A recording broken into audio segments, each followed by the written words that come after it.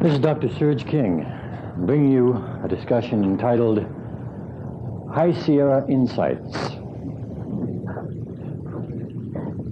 The reason the discussion is entitled High Sierra Insights is because I just got back from the High Sierras on a backpacking trip with two of my sons, Pierre and Dion.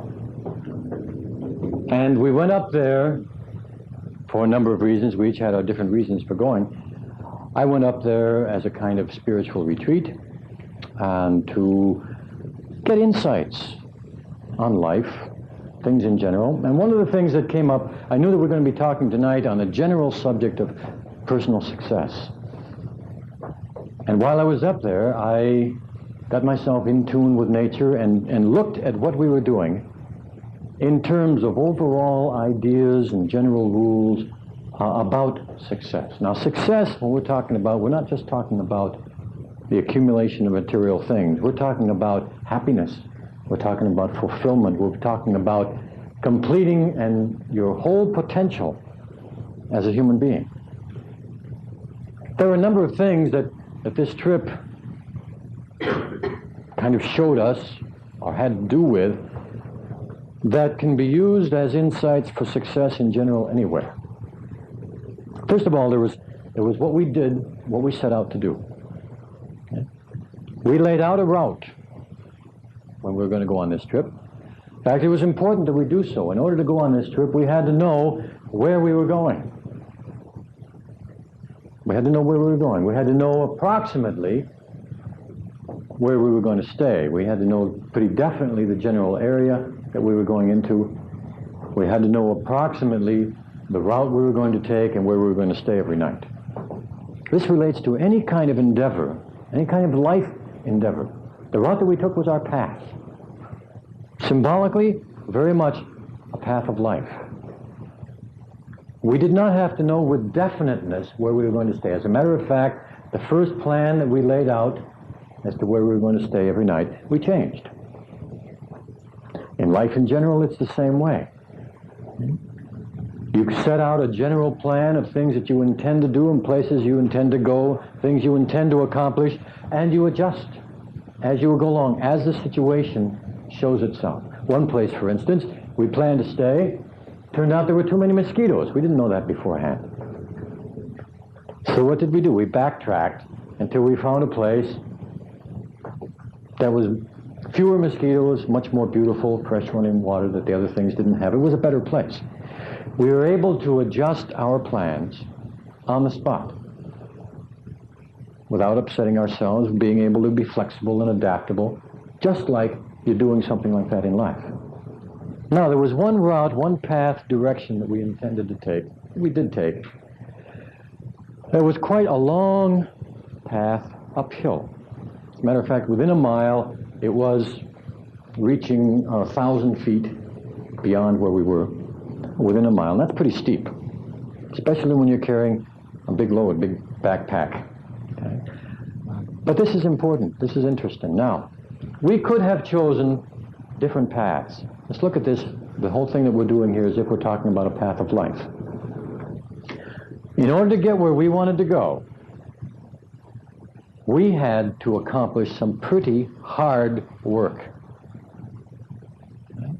In order to get where we wanted to go, it took hard work. A lot of people looking at success in life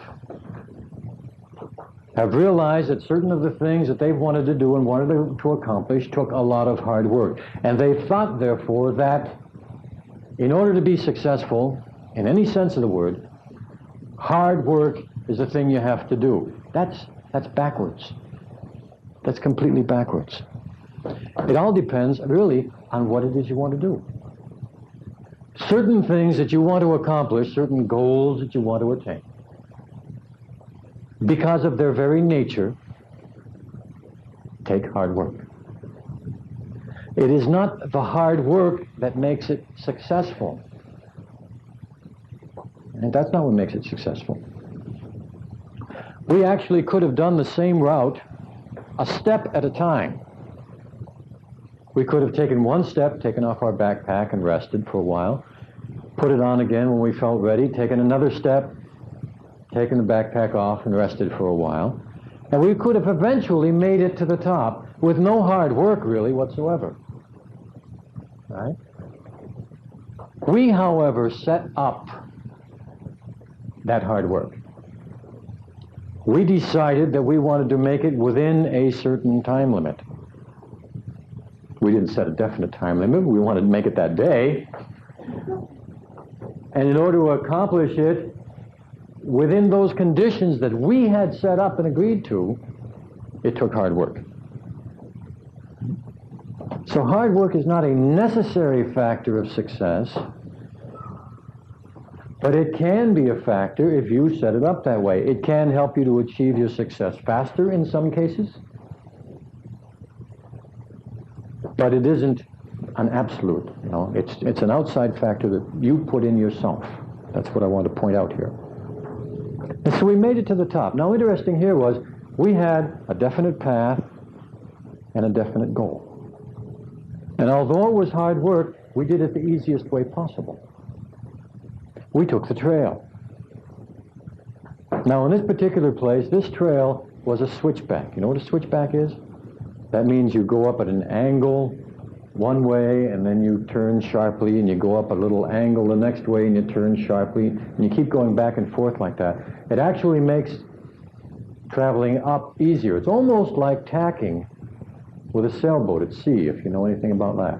In order to reach a particular goal at sea with a sailboat, you don't go directly in a straight line very seldom. You usually tack back and forth, and it makes it easier to get there. Well, it's the same way climbing a mountain.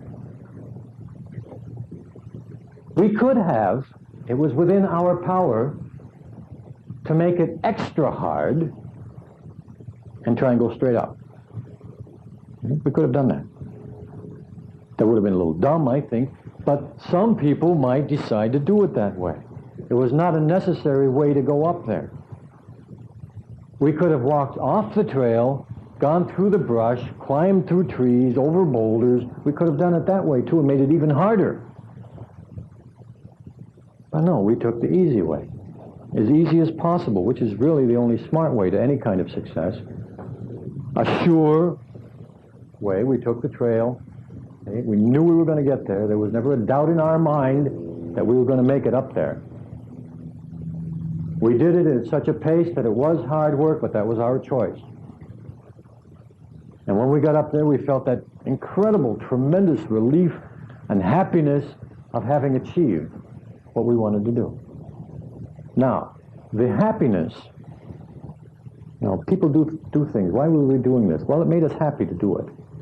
It's not that the accomplishment alone, the whole process was something that we were doing. The whole way up there, in one sense, yes, we were happy.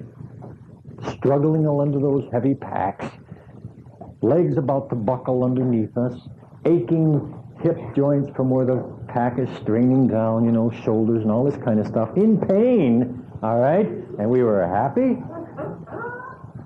Yes.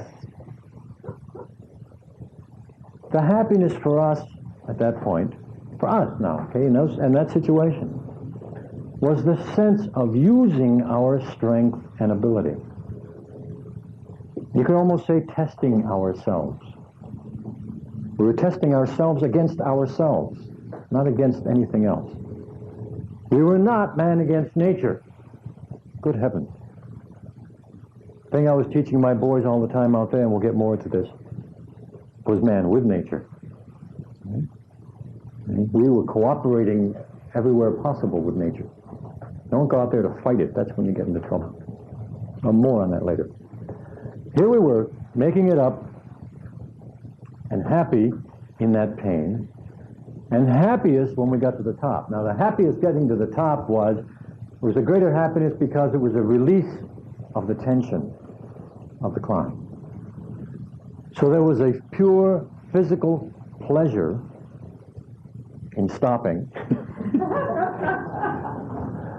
in taking off that pack, and in resting for a while. Now, we weren't finished. We had the other side to go down. But nevertheless, we had reached a point along our path. That was a goal. The purpose, in this context, was making the whole trip. That was the purpose. Each stop along the way was a goal that we were accomplishing. So the goal itself was only part of the general overall purpose. That's important. A lot of people lose sight and think that all they have to have is goals. If you just have goals, you've got an empty life.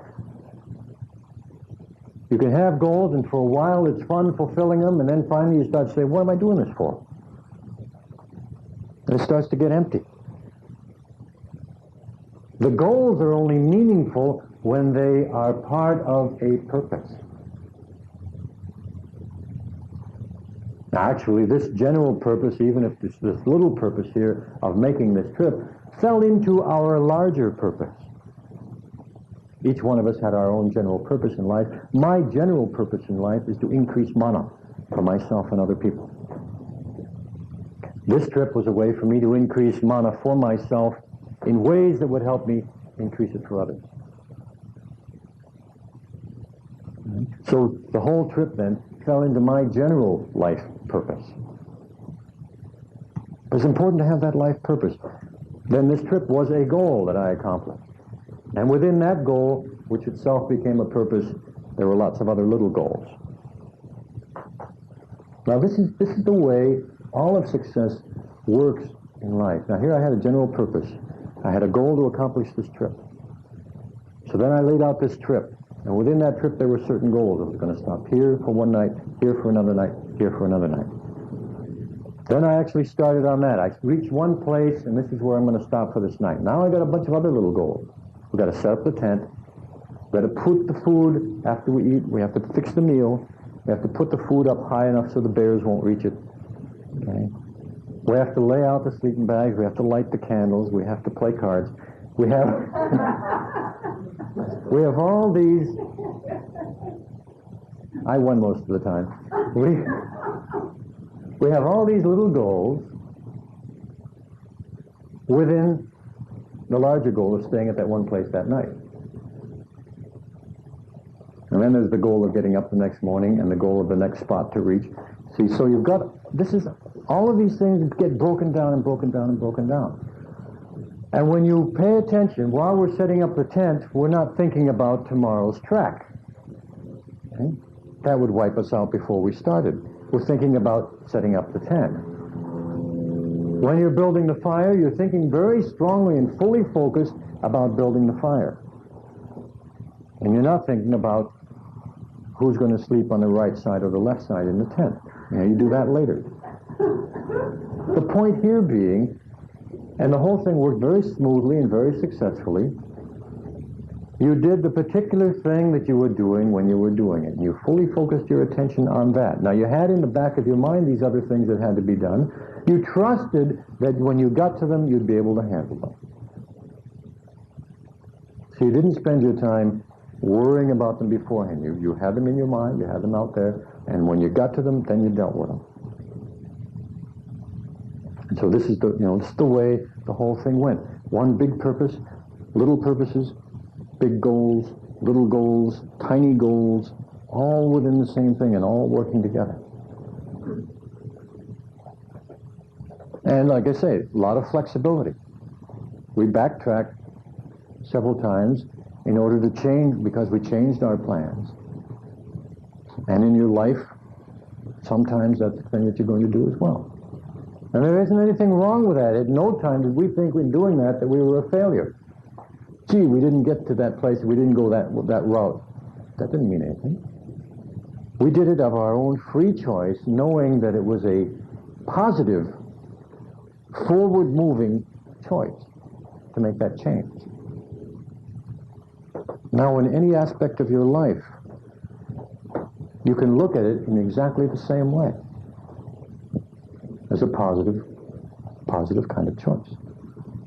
Now, there were a lot of things that were the same way, as a positive kind of choice.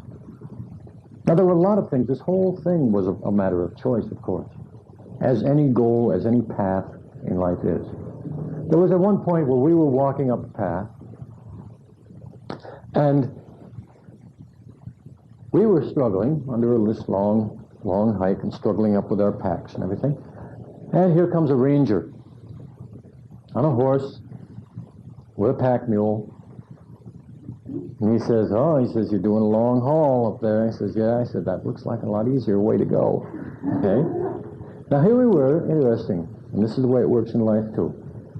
Following the same path. We were both taking the same path. We were walking under these loaded packs. He was riding. We could have envied him.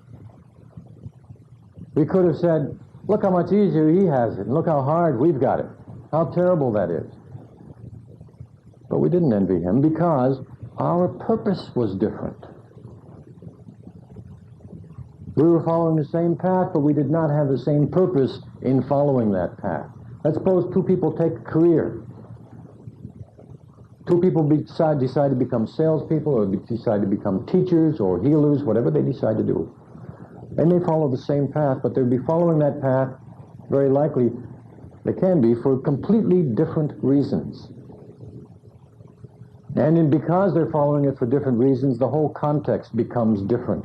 And it may be harder or seem harder, physically or otherwise, for one, and it may seem easier for another. It may seem less profitable for one, more lucrative for the other. It all depends on the purpose involved. Now see, on that path that we were on, the ranger was getting paid. Okay? That was his job. We weren't. Ours was pure voluntary. But that was our purpose. Our purpose in doing it was that.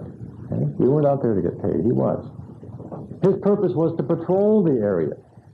Our purpose was to just purely enjoy ourselves and feel the physicalness and the attunement with nature as we were doing it. Now, he may have felt the attunement with nature too. That wasn't his purpose, though. That was a side effect. We were both seeing the same scenery from a little different perspective. But two people or more can be traveling approximately the same path for different purposes and have a totally different experience of it.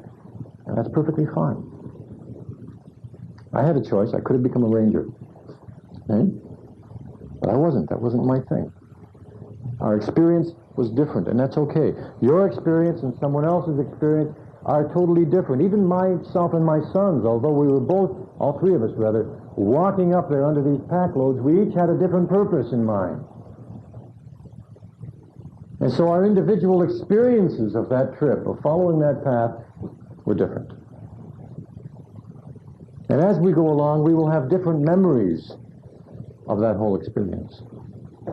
Even though we saw about the same things from about the same place, different things will stand out in our memory. We will each have learned different lessons from that experience. Same path, different purpose, different experience, different lessons to extract from it, to learn from it. Did a lot of wonderful things. We had places which were along this path too. We had places which were not comfortable, but they turned out to be learning experiences as well. We had places, for instance, where the mosquitoes were so thick, right? You had to cut your way through them practically, and that was not pleasant. That was not pleasant. We gave thanks and blessings to the manufacturers of off. But nevertheless, the area was not pleasant to go through. And we had other places which were scenes of such exquisite beauty to all the senses that we just wanted to stay there forever. At the moment, we wanted to stay there forever. After 4 hours, you know, the mind begins to wander and you want other things. But it was lovely, it was gorgeous. And there was, everything about it was perfect. But while we were there being eaten alive by mosquitoes, I started meditating. And I followed the usual channels first. I said, you know, why, God, did you make mosquitoes? And here's this beautiful area, this meadow over here, and here we are out here to enjoy ourselves and be happy and friendly and attuned with nature. And you got these things biting us all over the place. What's going on? What's the purpose? What's the point? Well, I went into an altered state and sat back and was like able to talk to nature. I had this friendly rapport with nature. I call her by her first name. I said, "Nature, what's going on? What is this?" And she says, "Hey, take a look. Look a little bit.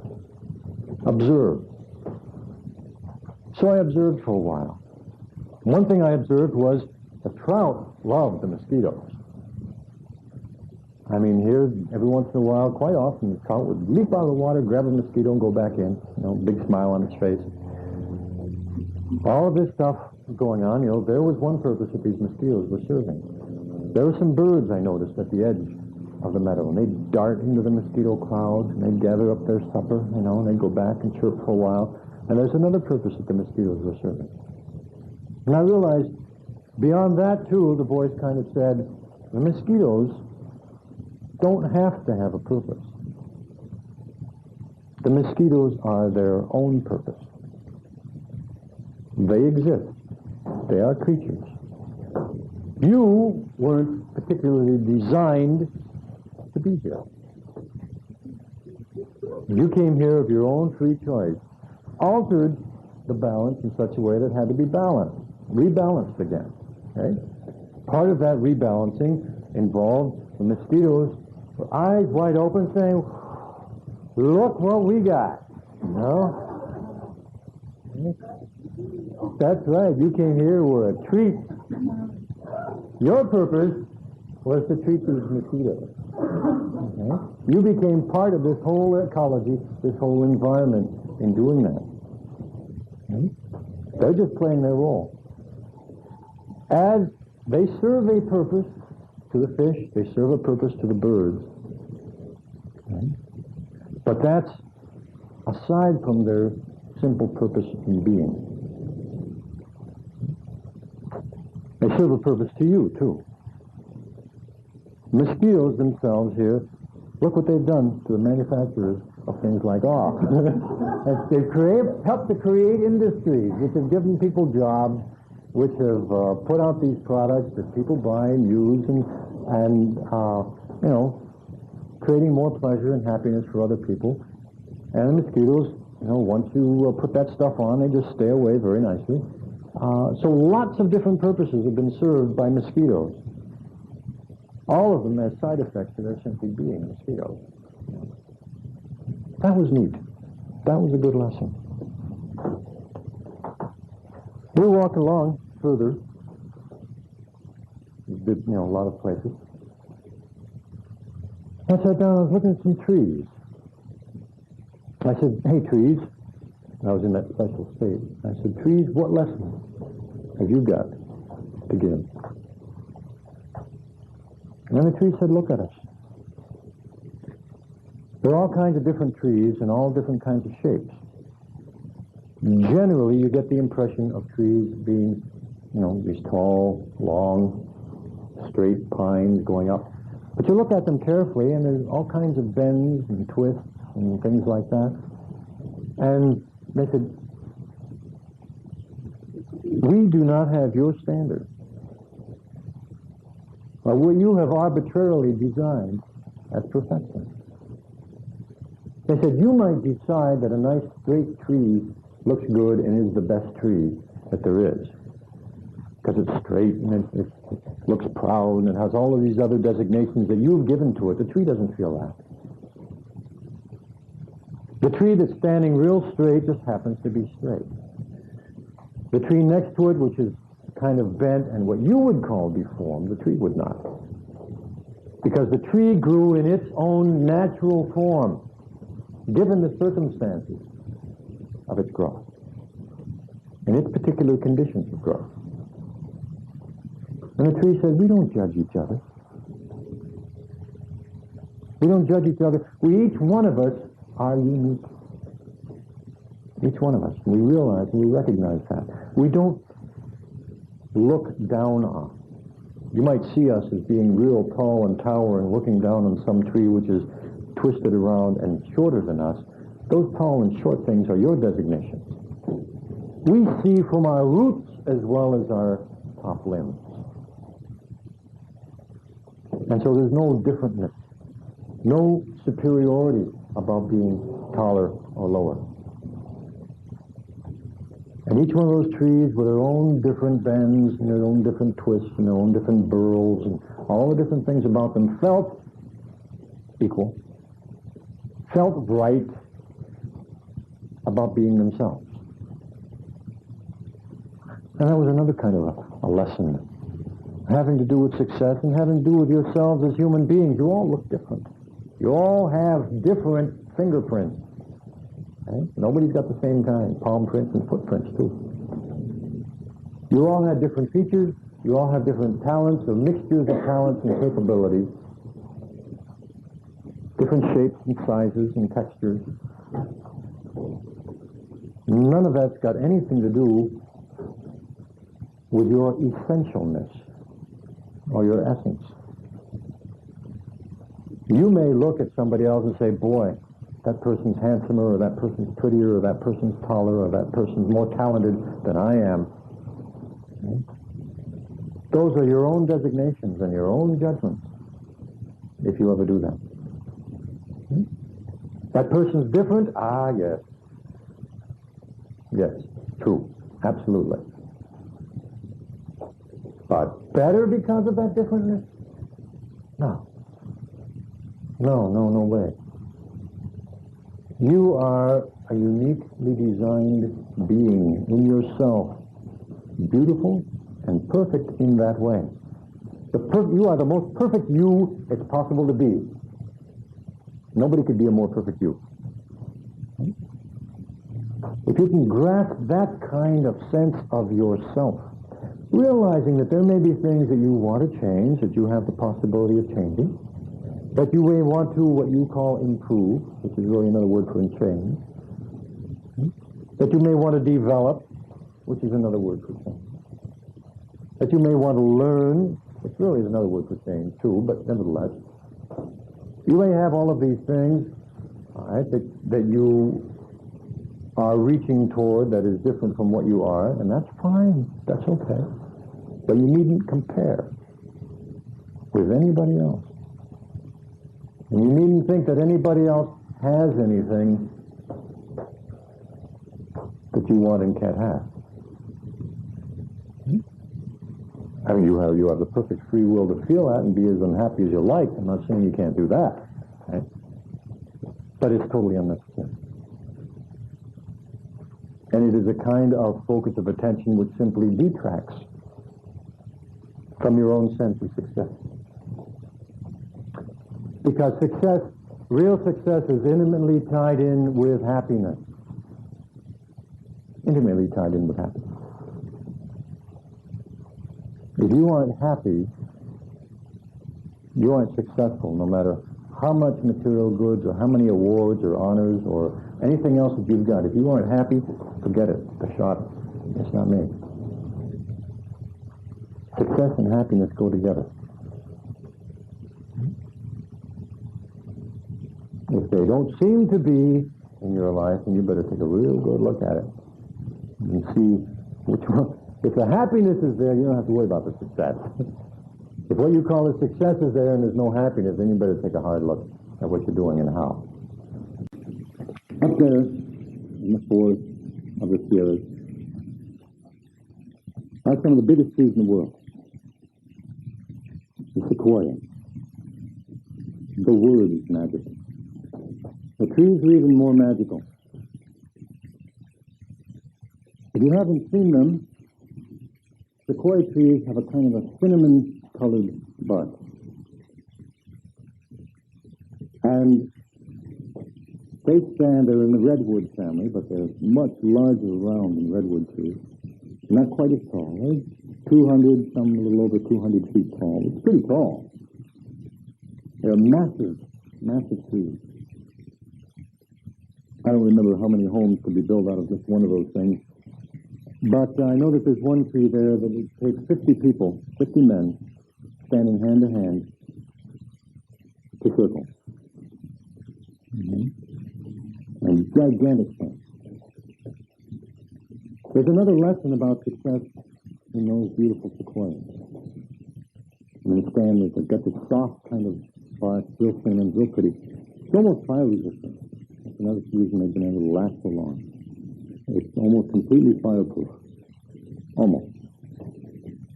But they stand real tall, and the branches don't start till maybe 40, 50 feet up in the air. With these long trunks. But what is so marvelous, the most marvelous thing about these trees, it's not so much the size. They are large, huge, size is fantastic. But that they continuously do something totally impossible.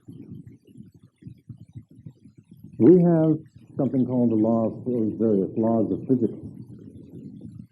Those trees break them 24 hours a day, every second. They shouldn't ought to be alive, according to physics. Now, why is that?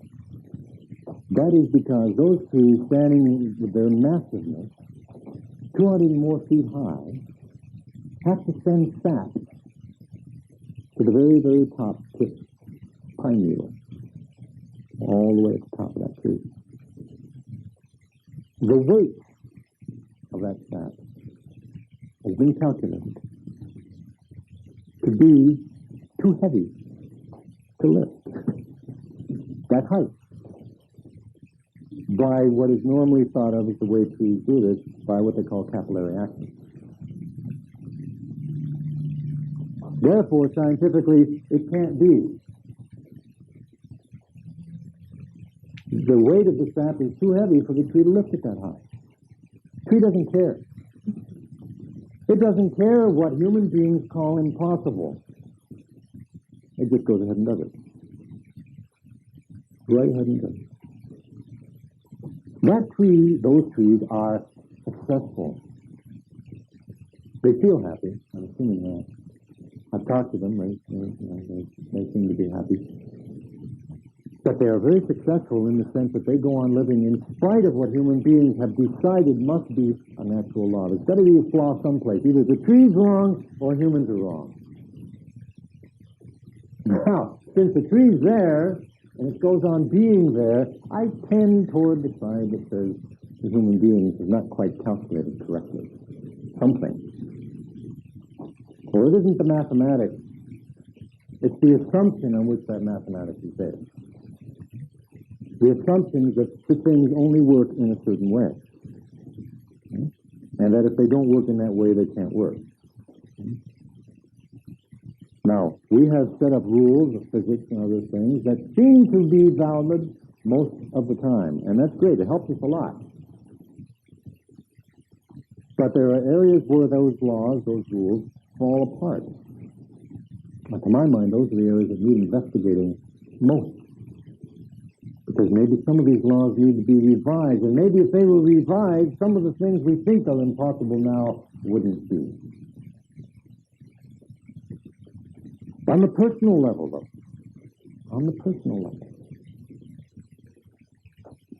people have a tendency to look around, to listen, and to want validation from the people around them, friends, relatives, teachers, authority figures, to let them know what is possible and what is not. And then they define what they are going to do and what they can do by what these other people say. One of the most deadening things said by very well-meaning people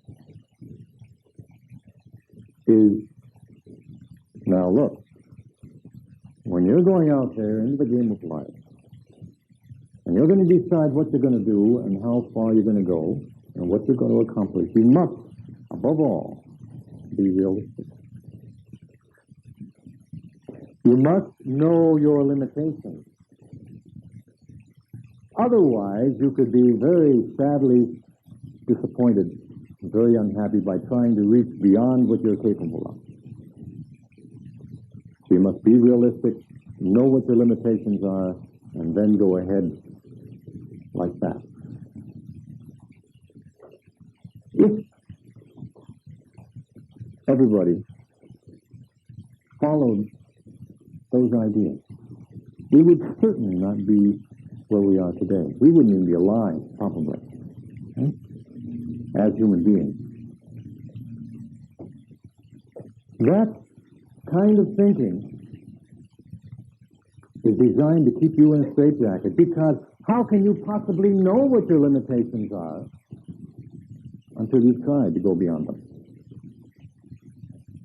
If you sit back and say, and you decide, well, let's see, I don't know this and I can't do this, therefore I can't go in that direction, that's pure baloney. You don't know till you try. You don't know. You know, a lot of these people are well-meaning in the sense that they want to help you kind of avoid pain and avoid unhappiness. So you're unhappy for a little bit. So you climb and reach and you finally find out at some point in your life that you can't make it. So what? Look at what you've done. You never would have gotten as far as you did unless you were trying for something beyond that. And the unhappiness is still of your own making. It's only if you decide to sit there and regret it. You think you're going to be happy if you never try? If you never try to go beyond, if you never try for greatness, if you never try for what seems to be impossible at the present moment, you're never going to get beyond your own circumstances as they are. You're going to look around you and say, these are my limitations, golly, I can't change them, and you're never going to do anything about it. You're going to say, this is my level, this is where I'm at. Maybe I can imagine going a step further in promotion or this or that or the other, but I've got to be realistic. Baloney. Realistic means someone else's idea of reality that they have set up, that they have decided on. It does not mean what's possible. When you decide to be realistic, you're automatically laying on limitations right there, because that's what people are, how they're using the word. If you were actually going to be realistic, then you would realize that you create your own reality. And being realistic means you can go for the moon. Anywhere, any direction you choose. And what's so important is not whether you get there, but the fun you have along the way. The fun you have along the way, that's what's important. The enjoyment of life and living it to the fullest. There is nothing as delicious as that. There's nothing as sweet as that enjoyment of knowing that you are pushing yourself to the fullest. I mean, it's true. We did not get to the places that we intended to go. That didn't make no never mind.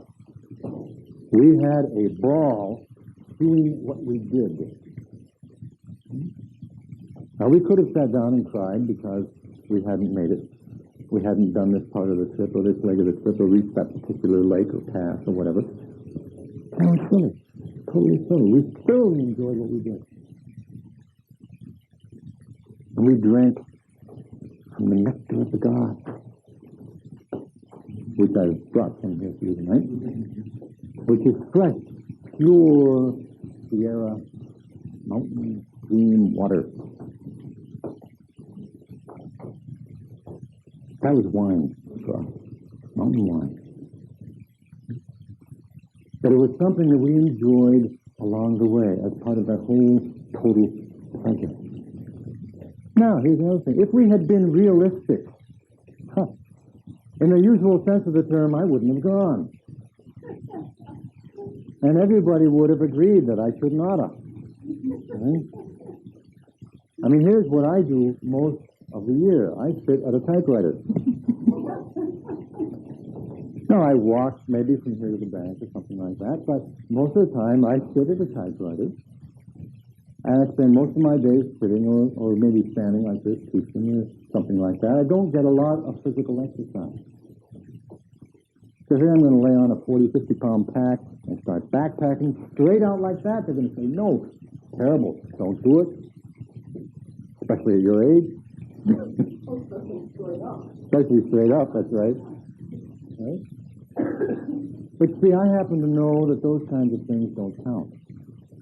Now, it's not that I didn't go with some ideas in my mind. I went with the perfect idea that I create my own reality, that I can talk to my body, that I can send energy to its different parts, that I can relax muscles that get too cramped, that I can increase my energy going uphill by particular ways.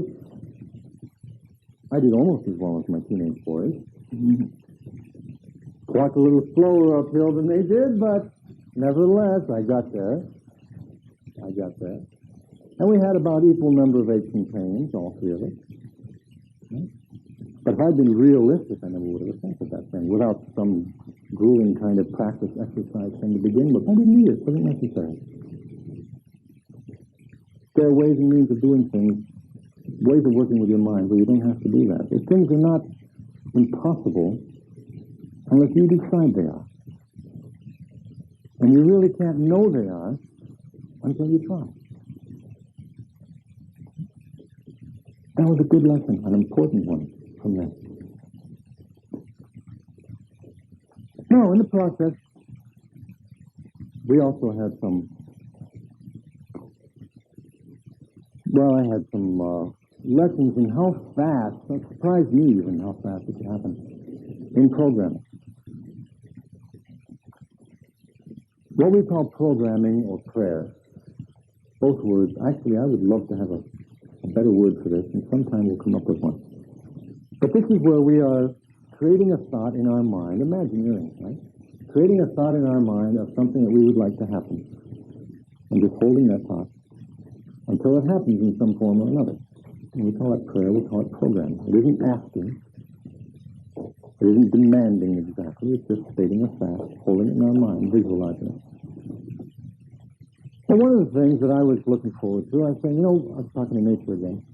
I said, nature would be really nice. We could have an animal encounter of some kind. Now, animal encounter, that comes from my Dungeons and Dragons talk. We could have an animal encounter of some kind, maybe a puma or a bear or a deer or something like that. Well, we did see some deer on the first day, okay? But I was really wanting something a little more dramatic, But I was putting it out kind of like this, see, it'd be nice, okay? Whatever, nature. I wasn't putting anything real specific. I was giving her some general ideas, visualizing a few different scenes. I'd like to see something, no danger involved, just a little, something fun, something to give us a little spice. So we're walking along this one particular path, which was one of the most beautiful hiking treks I've ever been on in my life. From a place called J.O. Pass down to Clover Creek. If anybody ever gets in the hike here. The downhill is beautiful. And I think, thinking about this, nature would be nice. And suddenly, these are two boys in front of me, and bounding up the hill, just seemingly out of nowhere, came this fawn. Fawn, all alone, by itself. Bounded up right in front of my son, first son, and stood 6 feet off the path to us, standing there, facing us, waited until my second son was able to pull off his camera, take it out of the case, open it up, aim it, adjust the focus. He does that a lot. He really adjusts the focus. Takes the picture, and then the fawn turns around and bounced off to the forest. Fawns don't run. If you've ever seen gazelles or antelopes or something like that, they like to run springs, boing, boing, boing. But he waited 6 feet away, looking at us until he got a good shot and then bounced off. I said, thanks, nature, that was great. We're walking along for a little while, I get kind of, thinking, I said, well, nature, if you're able to do that so well, if it's okay, another animal encounter would be kind of nice, we'd really enjoy that. So we were setting up camp, and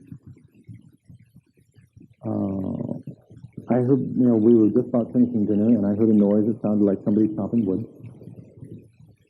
And I looked over there and saw something dark across the creek about 100 yards away. I said, who could be over there? Chopping wood at this hour. So I climbed up on a log and looked over there, and who was over there was this great, big, brown mama bear. And she had 2 cubs. and she was chopping wood. She was laying in here with her paw and just ripping these logs apart in order to get the juicy white grubs that are inside. So there was a lot of bushes and stuff in the way, and I said, gee, nature, I'd love to get a good shot of it. And looking and trying to go up, went up the hill a little bit, and there's the mama bear sitting on a rock with her cub.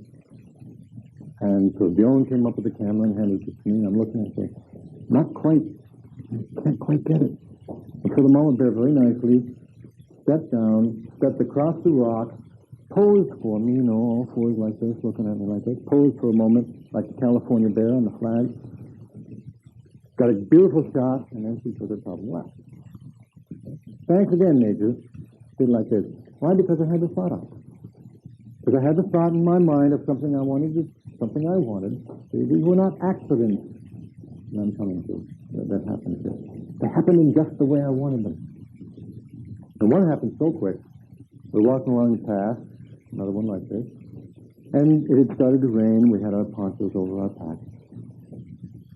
And we're walking down a slope, sort of an open country. And there was thunder and stuff around our thing. I said, gee, Nature, it'd be nice to show us a great big flash of lightning right now. Correct! Just like that.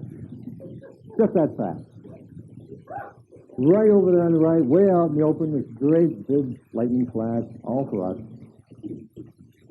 After I caught my breath, I thanked her again. But it was this kind of thing that we had. We went looking, we wanted the perfect camping spot. We found perfect camping spots. By these beautiful streams, by all these places we found, looking for a beautiful meadow, we found the most beautiful meadow I've ever seen in my life. Complete with butterflies and everything like this. I mean, it just almost made you cry. It was so pretty. But over and over again, we set up in our minds the kinds of experiences that we wanted to have, and they occurred that way. Now, they occurred this way on this trip. They occurred this way in my life and in the lives of many of you who are listening now. Because this is what reality is.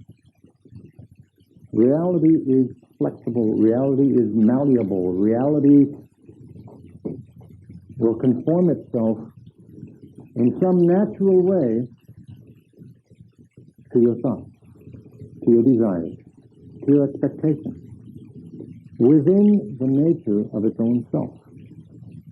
Reality is something like a block of wood or a piece of stone. If you are a sculptor. Now, what a sculptor does is he looks at the material and sees what the potential of that material is.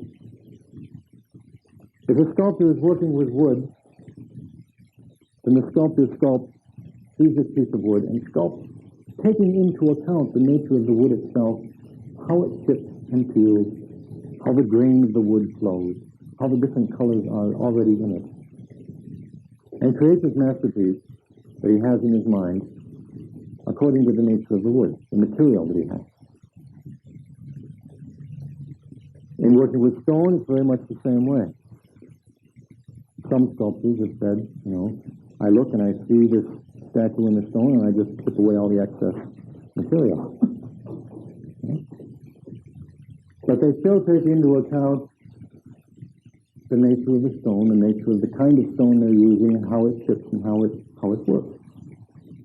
In working with reality, you can be like sculptors. Can create this reality in different forms and different ways that you desire. But you do it according to the nature of the material that you're working with. Which means being open, being aware, allowing yourself to know more of what reality is really like and how it works. Learning to be more observant. Learning to be yourself more flexible.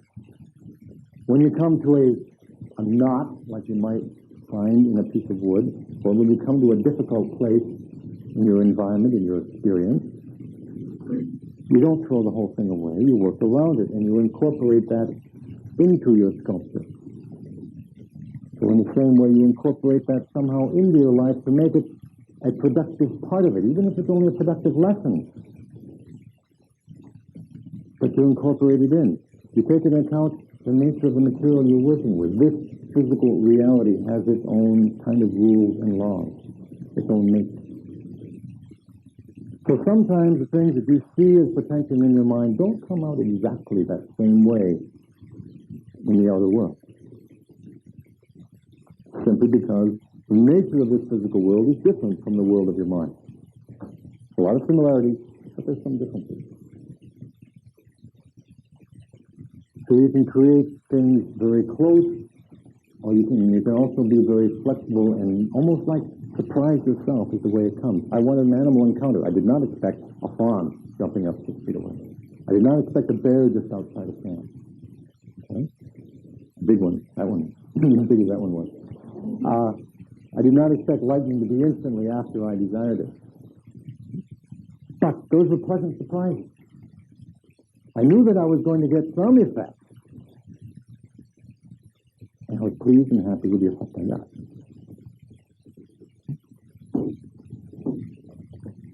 Then came, toward the end of the trip, on our way into camp, into the main camp. Now here's where we had finished this particular project. And we were greeted by the sounds of civilization. Coming down that last part of the trip, we were greeted by the sounds of civilization. These big garbage trucks were pulling up and taking all the camp. This is where the main camp is, with the RV vehicles and the motorcycles. And the kids shouting and playing and screaming and everything like that. Civilization. We could have reacted in any number of ways to that. We could have reacted angrily because we might have set up in our own minds that this aspect of reality was bad. We could have said that. We could have said, this is bad, labeled that in our minds, and gone on there with tight stomachs and very unhappy and angry that all these people should be in here, messing up nature and all that kind of stuff. We could have done that. And a lot of people do this. When they come into different aspects of reality, they don't conform to their predetermined idea of what things should be like. But no, we learned flexibility. So the first thing we did when we came down into that civilization was we went and had 2 Pepsis and a beer. I had the beer. And I was thankful for civilization for providing that beer. I really was. It tasted wonderful. It was good. That aspect of civilization had its goodness to it. And so while we were there in that context, we enjoyed it to the fullest. Had a big trash can. I could throw away all the stuff that I'd been carrying for the whole week that we had to pack out. That made my pack lighter. That was happy. There was the car. Oh, my gosh, there was the car that we could finally sit down in and move in. That was really beautiful. Believe me. There were a lot of things about that aspect of reality then that we fully incorporated and accepted and enjoyed. In going through life, you come into different places and different areas. And how you react to those is totally up to you. There's nothing in the nature of them themselves. As long as you're not going into a violent situation, that's not what I'm talking about. I'm just talking about general areas and types and ways of living. They all have their goodness. And it's possible to derive complete enjoyment out of any place you happen to be. Because that enjoyment and that happiness comes from inside of you. And it's not in the outside thing. You give it that quality of being able to provide enjoyment or happiness. You give it the quality, on the other hand, of being able to provide unhappiness and misery. But it's coming all from the inside. It is not in the outside thing. You can learn to enjoy any aspect of this reality. And if there are parts of it that you really can see that you would like to change, you can do that. You get that power too. And you have that power in many different ways. Now, one thing we could have done, we got into that big main camp, like I say, we didn't like it, we could have gotten in the car and drove off, which we did eventually. But we didn't do it for that reason, but we could have. We said, well, we don't like it here, we're going to move. That's always a potential too. That's really a way of changing your reality too, moving away from what you don't like. That's perfectly valid. Or you can stay and alter it. And sometimes that takes a lot of energy. That just depends on how much you want to do it. You can take any direction, any place. You are at so much power and potential for making your reality what you want it to be.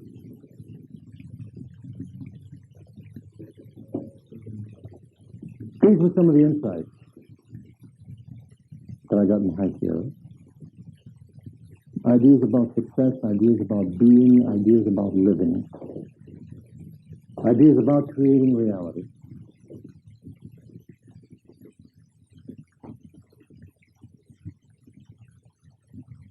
And if any of these lessons, that I wanted to share with you, any of these ideas and things, you can learn them. You don't have to go to the High Sierra. You can learn them in your home, at your place of work. Nature's nice, teacher. You can go to the beach, you can go to a lake, you can go to a stream, you can go to a river, you can go to the woods, you can look up in the sky, even if it's gray, black, cloudy, smog. I don't care where you are. There are ways to look around and look at it in a different way, as we did here, as if God were there.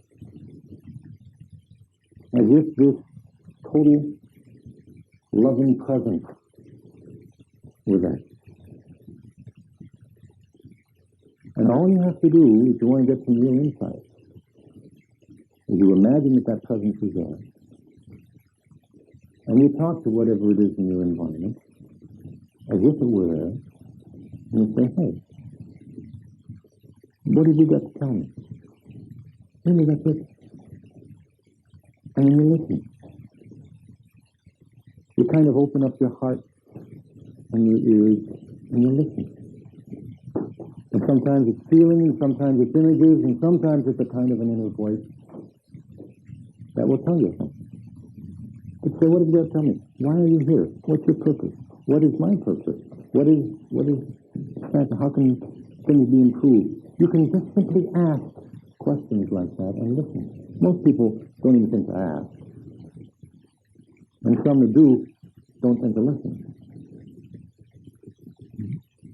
You do not need 20 years of meditation technique to do that. You need a little bit of trust that presence exists. And be open to listen. And it's beautiful in the High Sierras, but it's more beautiful in your heart. Much more. The presence is there.